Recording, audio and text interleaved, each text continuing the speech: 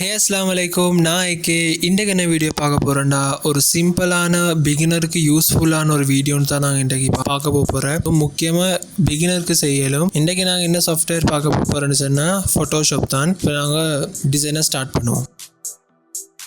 ஃபர்ஸ்ட்டுக்கு file open பண்ணிக்கோங்க. இல்லை open போய்த்து இப்போ எங்களுக்கு இந்த இமேஜ் தேவை. ஓகே கொடுத்துக்கோங்க. இப்போ நாங்கள் என்ன டிசைன் செய்ய போகிறோன்னு கேட்டால், இந்த ஃபோன் ஸ்க்ரீனுக்குள்ளே ஒரு இமேஜ் ஒன்று நாங்கள் எடுக்க போகிறோம்.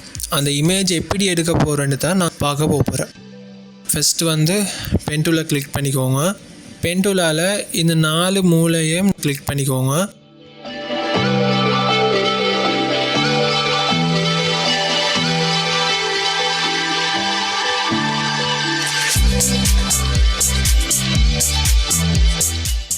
இப்போ என்ன செய்யணும்னு கேட்டால் கண்ட்ரோல் என்டர் கொடுத்துக்கோங்க. இப்போ என்ன செய்யணும்னு கேட்டால் இந்த கீழிக்க இந்த இமேஜை ஒரு கிளிக் பண்ணிவிட்டு கண்ட்ரோல் ஜே கொடுத்துக்கோங்க. கண்ட்ரோல் ஜே கொடுத்தா என்ன ஆகும், நாங்கள் செலக்ட் பண்ணின இந்த ஸ்க்ரீன் மட்டும் தனியாகிக்கும்.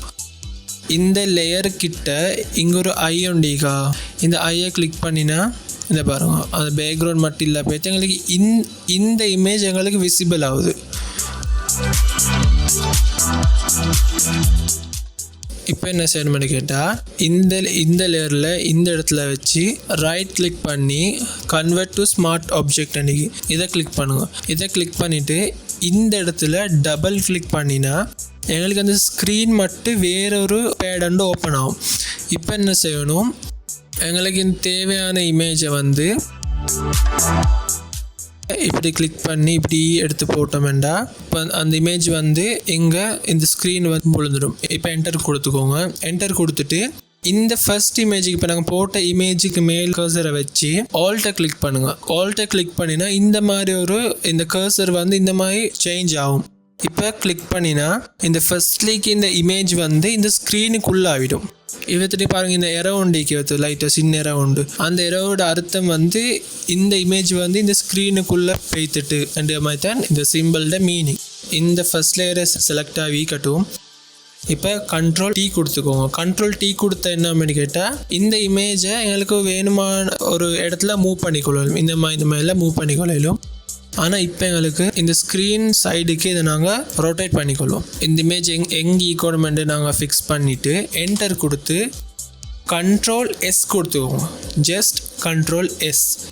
இப்போ என்ன செய்யணும், இந்த இடத்துக்கு போனால் நாங்கள் ஃபஸ்ட்டில் எடுத்து வச்சு இமேஜ் ஓப்பன் ஆகும். இப்போ இந்த ஸ்க்ரீனை பாருங்கள், இந்த ஒரு இமேஜ் சும்மா அப்படியே வச்ச மாதிரி தானே ஆகி எங்களுக்கு இன்னும் கொஞ்சம் ரியலிஸ்டிக்காக ஆகிக்கணும். அதுக்கு என்ன செய்யணும்னு கேட்டால் இந்த லேயர்ஸ் செலக்ட் ஆகி ஆகிக்கட்டும். இங்கே ஒசக பாருங்கள், ஆப்ஷன் ஒண்டிக்கும் நார்மல் அண்டிக்குதா, இதை கிளிக் பண்ணி இங்கே கொடோ ஆப்ஷன் இதெல்லாம் ஒவ்வொரு டிசைனுக்கு யூஸ்ஃபுல்லாக ஆகிக்கும். நான் மல்டிப்ளை கொடுத்துக்கொள்கிறேன். ஏன்னு கேட்டால் இந்த மல்டிப்ளை கொடுத்தா தான் இந்த இமேஜோட பேக்ரவுண்டுக்கு ஏற்ற மாதிரி இந்த உள்ளிக்க இமேஜோட கலரும் மாறுது. இந்த பின்னிக்க டெக்ஸ்ட் எல்லாமே எங்களுக்கு விளங்குது.